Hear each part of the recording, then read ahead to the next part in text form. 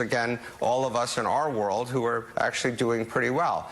And the problem is that until, and gets into public health, until we have gotten people to a place where they're totally comfortable resuming their normal lives, whether it's with a vaccine or some other way, economic activity is going to be muted, and we're going to feel like we are in a very weak economy. And the last thing I'd say, Donald Trump, every time he's asked a question like this, he looks at the stock market. The stock market is not the economy. They operate for very different reasons in very different directions. And the stock market tells you almost nothing about the state of the economy, except how well or poorly wealthy people who own stocks are doing. Well, and it seems the values are wildly inflated. Fernando, let's talk about the frontline workers. Whether you're talking about the worker that Steve Ratner was talking about, are you talking about other frontline workers, or people who have to go to restaurants, have to go to retail stores, have to go out and about, and they're staying at home? I mean, they can't pay their rents. I understand that for now there's been a freeze on evictions, but they can't pay their rents. Small business owners can't pay their leases. You have even huge retail stores in Manhattan and across the country that are defaulting on their loans. That all, I mean, everything goes up and then everything collapses. Again, I don't want to sound too grim here, but yeah, we're recovering a little bit, but based on what? Payments from the federal government to frontline workers that are going away. Well, Joe, I think you're not over-dramatizing the risk we're in. Let's remember that before this terrible crisis hit us, we already had a situation where a majority of American families couldn't put together $400 for an emergency. We've had an economy that has been benefiting wealthy people for a long time, an economy that has kept a lot of workers working at minimum wage, which is not a living wage. It's not nearly enough to raise a family. This has created a whole cycle, I think, of poverty in this country that's really quite inexplicable, since this is objectively the richest country on earth. So I think we're now moving towards some sort of inflection point. I don't want to be overly dramatic either, but, you know, when people think about the French Revolution, 1789, people were quite shocked that one of the most powerful, most stable countries on earth blew up and caused 20 years or more of tumult throughout Europe. And I think we're in one of those situations, hopefully not that explosive, but certainly something akin to the Great Depression, where FDR had to step in. And there was not just the political space to make big changes, but the real need, the structural need, to fix what had been a tremendously unequal economy until then. And I think we're in a similar situation. So, Jackie, we've set the stakes here. We know how dire the situation for so many people, Americans, really is. So let's talk about what Congress is doing, the body that you cover. $600 checks were gone long ago. The PPP money has been burned through by most small businesses at this point. That was supposed to be a bridge to get us to the other side of this pandemic. We're still in the middle of it. Is there any hope for Congress to do something? If not, why? By at least Election Day, by the end of the year, or at all? Is Congress acting on this? Will there be another bill? Yeah, Willie, Congress at the moment is showing little appetite to reach an agreement before lawmakers head home for a final campaign push. And that means that the prospects for millions of Americans who relied on those enhanced unemployment benefits that expired in July, as you noted, are pretty grim. And I think it's really worth underscoring what Joe pointed out, that not enough in the media are saying. I wrote down, a number of these really startling statistics that actually came out hours before the Senate voted down the skinny stimulus package that they voted on last Thursday. There were really worrying outlooks and numbers put out by the Labor Department. 884,000 people filed unemployment claims last week. 800,000 had claims processed for unemployment assistance. That's 4 weeks straight rising.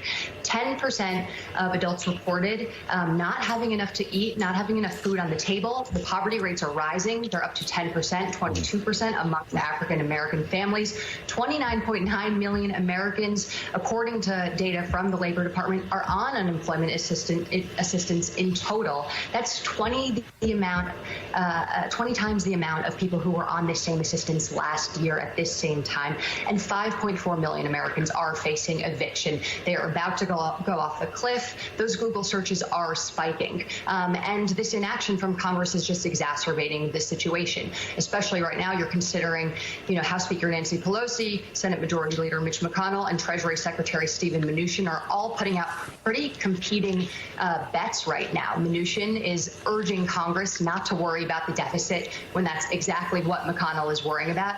And House Speaker Nancy Pelosi is sticking with the $2.2 trillion package that the House previously passed, putting this bet that the pressure on Trump, who's trailing behind Joe Biden in the polls, will force him to put pressure on Republicans in Congress to actually put through some sort of bill and some sort of package.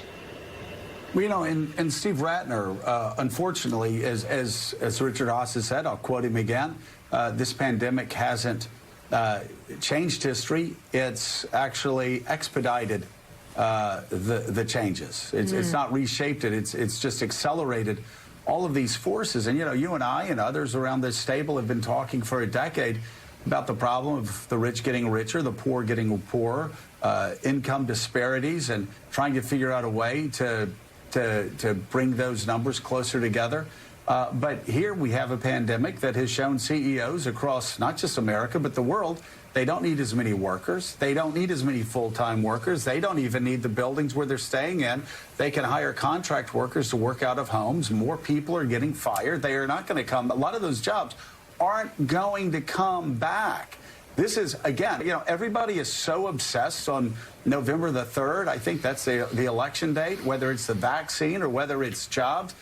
This seems, again, Steve, not to be a downer, but this seems to be a massive challenge for next year and over the next decade.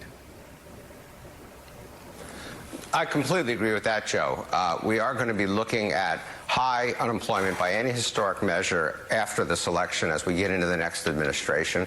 A lot of that, to your point, is going to be structural. People who've lost jobs that aren't coming back, not simply the usual movements inside and outside of the labor force. And so the new president is going to be faced with an enormous job. And just to pick up a little bit on what Jackie said, so right now you have a situation where we can't get an agreement on what everybody, I think, agrees is needed, which is a package, but we can't agree on the details, even as we're in the middle of this crisis. Then you're going to have a new president come in, and he or she is, is going to face potentially a divided Congress, regardless of who's president. We don't know which way the Senate's going. We have a pretty good idea which way the House is going. And so getting legislation through, you can see how hard it is to get a rescue package through when everybody should agree it's essential. Imagine trying to go up on the Hill with an infrastructure bill, with other bills to kind of rebuild America better, as Joe Biden would say, and trying to get those through Congress when you're going to have a deeply divided Senate and a House that probably will be Democratic. And remember also that the new president is coming in with a much weaker toolbox.